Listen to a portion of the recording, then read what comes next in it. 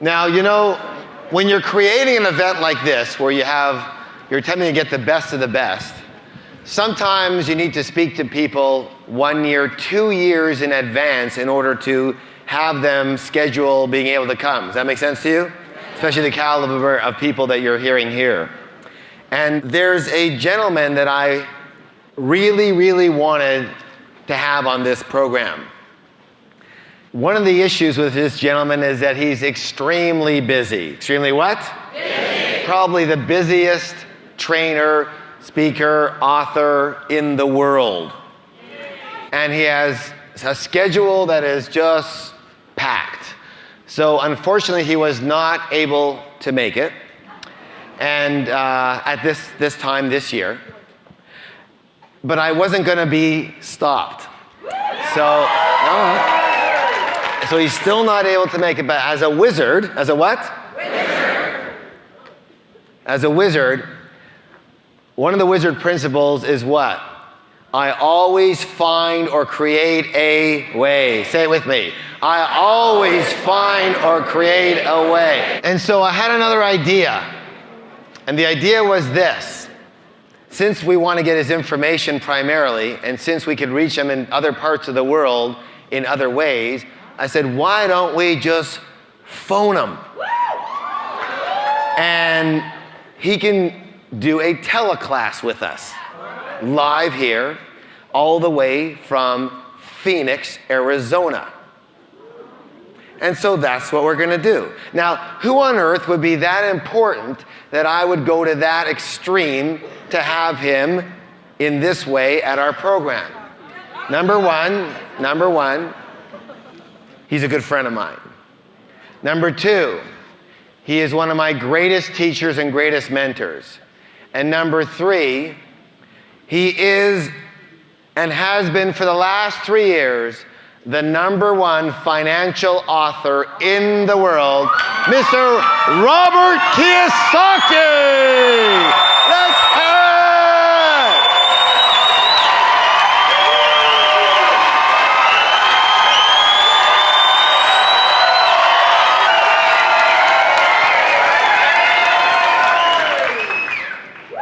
Well, I know that Robert works with a lot of companies, including Amway, so we had to take care of them right there, huh?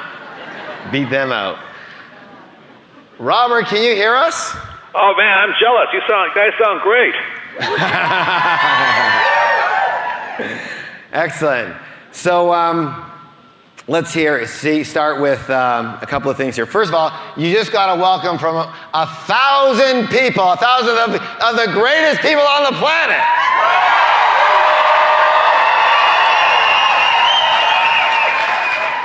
Right, how many of you guys have read Robert's initial book called Rich Dad, Poor Dad? Wow, I'd say, Robert, about 70%. 70% of people here have read Rich Dad, Poor Dad. How many of you read some of the other books so far? Cash Flow Club? Whoa. At least 50%. And how many of you were at Millionaire School where you actually played the cash flow game? At least another 50 or 60%. Robert? I'm speechless because I am jealous. I wish I was there. Awesome, yes. Yes, so do we. So you know what? What I'd like to do is, because you have so many books at this point that are out and national bestsellers, international bestsellers, why don't you give us just a little bit of your background and how you got started in the whole arena, and then we can maybe go through some of your books and some of the key principles that you teach from those books for everybody. Well, first of all, I want to congratulate all of you for being there. And Harv and I have been friends for nearly 20 years. And I've watched its development and very proud of it. So it's been fabulous. But Rich Dad, Poor Dad, for those who haven't read the book, is a true story about my two dads. My real dad was the head of education for the state of Hawaii. Very, very good man, smart man, hard-working guy. But I call him my poor dad very simply because no matter how much money he made, he was broke at the end of every month. He ultimately died broke. My rich dad was my best friend's father, and although a man started with nothing, he ultimately became the richest man in the state of Hawaii. So Rich Dad, Poor Dad is a very simple story of two fathers tell their sons, my best friend and I, about money. And that's where the story began. It started teaching me at the age of 9. And one of the reasons I think Dad Poor Dad has done so well is very simply because it took a complex subject such as money and made it as simple as possible for a 9-year-old child to understand. And currently it's in 38 different languages, number 1 in Japan, China, Europe, South Africa, and South America. So I've made a lot of money on the book. If I had known earlier, I would have written it earlier.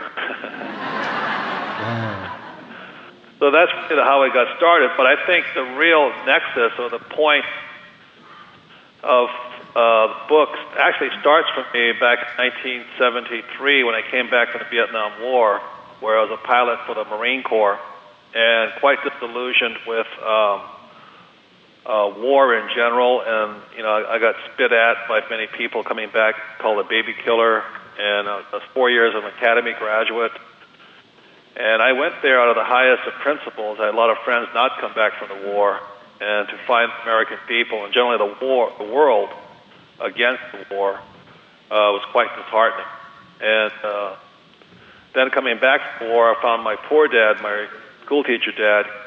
He was also a man of principle. And being a man of principle, he ran against his boss, governor of Hawaii, to become lieutenant governor of Hawaii. He ran as a Republican. And it was only this year alone in Hawaii, for the very first time, a Republican has won in over 40 years. And people who may or may not know, Hawaii is one of the most corrupt governments in the 50 states. Forbes magazine calls it the People's Republic of Hawaii. Politicians are regularly sent to jail. It's quite a place. So my dad, being a man of principle, he said, I can no longer put up with this corruption. And he ran for governor and was crushed. So when I come back from the war, also disheartened, being of principle, I see my old man flat, broke, can't get a job because all he knew was to be a government employee. And when I went to my dad, my real dad, for advice, I said, I'm back from the war, what should I do? And he says, go back to school, get a higher degree, and then get a job with the government. And I said, Dad, that's what you did. He says, yes, but that's all you can do these days, get a job with the government. And I realized he was basically talking to himself. And the reason he was not successful was he was a man who could not change his ideas or his thoughts. And so with that, having the benefit of having a rich dad, I went to see my rich dad, and I said, what should I do next? And he says, well, if you want to be an entrepreneur, you want to be rich, the chances of you becoming rich and becoming financially free as an employee are slim to none. So he says, you better make a decision early in your life to seek freedom or seek security, because security and freedom are not the same words. And unfortunately today, most people have been brainwashed into thinking security is freedom. But security is not freedom. My rich dad said the people with the most security are in what's called maximum security, in jail, but they have the least freedom. So, I'm honored that you, Harvard's asked me to speak to you, and I'm honored to be in front of you today, or talking to you today, because I think what Harvard's talking about is really freedom versus security. And I think early in your life, you have to make a decision whether or not you're going to go for security or you're going to go for freedom, but they're not the same things. And in fact, they're almost exactly the opposite. The more security you have, many times the less freedom you have. Mm-hmm. So back in 1974 is really when I made my decision to not seek job security, but to seek freedom. And the same is true today. It may sound unpatriotic, but I'm ready to, I love Canada. I have companies in Canada. I have companies in China. And after being what's called a hardcore true patriot to America, a U.S. Marine pilot officer, I decided I'd become a global investor rather than a patriot. And that's what I do today. Great. So the first book was Rich Dad, Poor Dad. Lead us through just just one or two. What's the main message that you would like to get people versed in from that book, Robert? Well, let me share some very personal insights behind that book. First of all, the book was written simply so as many people could understand the 6 basic rules or 6 basic lessons my rich dad taught me. That one, never work for money, work for free. And it's one of the hardest lessons I think people have to learn, is that if you work for free, you have a better chance of getting rich. You work for money, you're basically a slave to money. But, and the book is a book called Financial Literacy, but my rich dad really taught me using a lot of times that I'm not a religious person. I'm not here to save your soul. I'm not here to tell you to go to church. So don't worry about that. My rich dad oftentimes used biblical stories to teach me what he knew. And what he said was that, 3,000 years ago or 2,000 years ago, when the Bible was written, he said that the challenges faced by people then are the same challenges faced by people today. So he only read the book, and he went to church and all that stuff, but he used them as stories to teach me life's lessons today, and related back to yesterday. So he said that one of the most important lessons he learned was that the Word becomes flesh. I think it was in Matthew, one of those chapters or something, book verses. But Rich Dad, Poor Dad is about your word. It's about the power of the spoken word. And what Harv was saying is that you'll find a way, or a wizard will find a way. There's two things that losers do. Two things that losers do is they say they can't do it or they can't afford it. That's your word. And if you say you can't do it or you can't afford it, that is who you become. My rich dad said it's poor people who say, I can't afford it more than rich people can. And it is the loser who says, I can't do it. It's just too hard for me, and I can't do that. So your words do become flesh. And so when you look at what Rich Dad, Poor Dad is about, it's about your word. The second kind of person that loses, is not successful, is the know-it-all. And that's a person who says, yeah, I know that. Like, for example, for myself, I know how to lose weight. I just can't do it. I know if you exercise more and eat less, you'll be healthier. So there's a lot of people out there, and the same is true with wealth. There's a lot of people out there who are false prophets. There are people who tell you what to do, but they can't do it themselves. Unfortunately, our school system is filled with false prophets, people who can tell you how to run their lives, but they can't even get outside the school of the world of academia. And too many people have taken financial advice and life's advice from people who are false prophets, people who talk but don't actually do what they say. And so what Rich Dad, Poor Dad is about is accountability. When I say to you, I build companies and I invest in real estate, I do. I wouldn't tell you to do anything I do not do. Yet there's many authors out there who are giving you financial advice on things that absolutely do not work. But they'll give you that advice to make money on it. That's, in my experience, unethical or lack of integrity. Integrity means being whole. That you better say what you do. So Rich Dad, Poor Dad is about the word. Another thing the book is about here is the power of your vocabulary. Most people don't know the difference between assets and liabilities. Most people have been taught their house is an asset. So what Rich Dad was telling me, he says, if you want to get rich, all it takes is in changing your vocabulary. Unfortunately, most of us leave school and we leave school with the vocabulary of a school teacher. Like, I know what a gerund is, I know what a noun is, I can read poetry, but I learned nothing about financial vocabulary. So if you want to get rich, getting rich is free. All you have to do is improve your vocabulary. And it starts simply by knowing the difference between assets, liabilities, discounted cash flow, internal rates of return, what's cash on cash, internal, and all those things. So if you want to become rich, it goes back to the biblical principle of the word becomes flesh. You are what you say, and you are your words.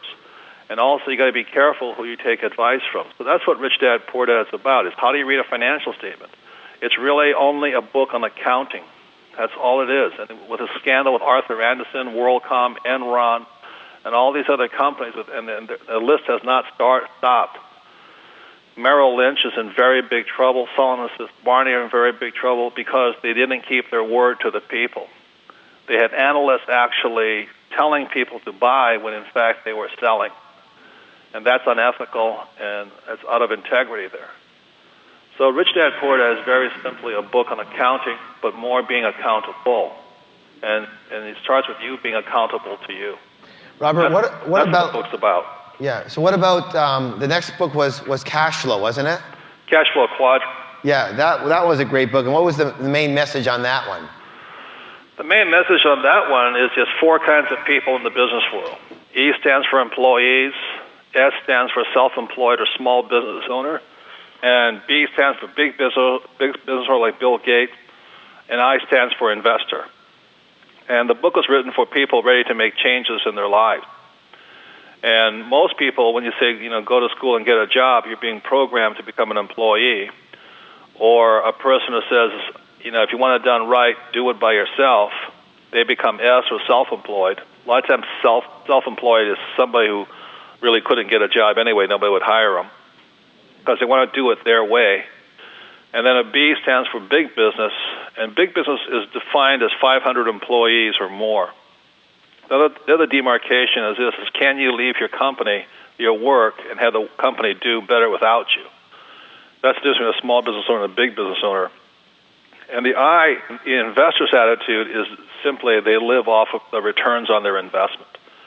So there are 4 different people, 4 different emotional contexts, and 4 different set skills. In other words, it's a different kind of skill to become a business owner than a small business owner.